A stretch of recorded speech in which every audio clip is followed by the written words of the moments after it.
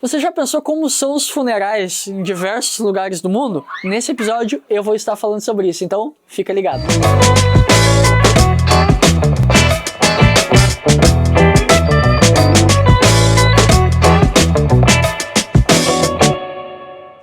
No nosso último episódio falamos das diversas culturas, das diversas religiões, o que elas acreditam e falam sobre a morte. Agora nós vamos se deter num outro assunto. Funerais. Funerais, infelizmente, eles fazem parte da morte. No Brasil, principalmente.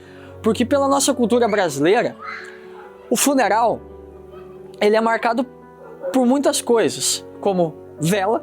Sempre tem vela. Que nem no bolo de aniversário. Sempre tem vela. Flores. Sempre tem flores também. É feito em capelas. Muitas vezes em algumas casas. Mas o que eu vejo, Luiz Felipe, no Brasil... é diferente de alguns outros países. Aqui a despedida é um pouco mais emotiva. As pessoas choram mais, elas sentem mais dor, digamos assim, para a despedida daquela pessoa que veio a morrer. Diferente de, por exemplo, nos Estados Unidos. Os funerais eles acontecem em casas, igrejas, em diversos locais, onde eles até festejam, entre aspas, naquele funeral. Eles comem, conversam, falam sobre a pessoa. Um exemplo prático disso, tu já deve ter assistido com certeza a série Todo Mundo Odeia o Chris, né? Bom, no episódio que o pai da Rochelle morre, aparece que o funeral teve uma confraternização na casa do Chris. Pois bem, nos Estados Unidos é típico disso.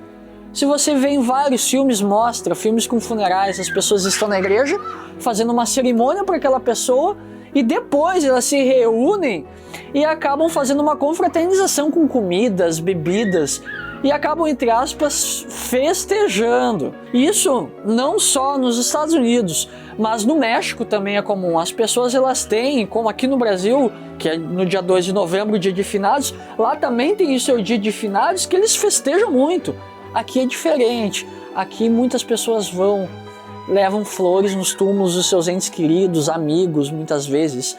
As pessoas vão e eu já vi muitas pessoas fazendo uma coisa legal, que é higienizar a sepultura da pessoa que está ali, diferente de no México, que eles fazem festas, brincam, brincadeiras, sorriem, festejam e muitas vezes o morto é chamado para festa, para numa cerimônia, entre aspas, ele participar junto, onde eles lembram e celebram a vida da pessoa que morreu. Aí vemos que a morte, ela em si, ela é diferente em diversos locais. Não só a morte, como o processo que acontece do funeral, que é onde as pessoas se despedem. Por exemplo, na Mesopotâmia, bem antigamente, a pessoa quando morria ela era enterrada com comida, com documentos, com pertences dela, pertences valiosos, para fazer a passagem dela, digamos assim, o mais leve possível, que não tenha nenhuma tranqueira. Se você vê no candomblé, a pessoa não pode ser enterrada, não pode ser cremada. Ela tem que ser enterrada para ela completar o ciclo da vida, que é como eles acreditam. Então aí os funerais eles são diferentes em muitos lugares. Não é como no Brasil, que é modelo para todo mundo. Não, bem diferente, muito diferente. A morte a gente aprendeu que ela é diferente em diversos locais e culturas e religiões. Funeral é diferente. E agora eu quero te perguntar uma coisa, que eu fiz essa pergunta lá no primeiro episódio. Por que as pessoas têm tanto medo de morrer? Por que aqui no Brasil, muitas vezes, quando a pessoa morre, a gente se desespera, muitas vezes?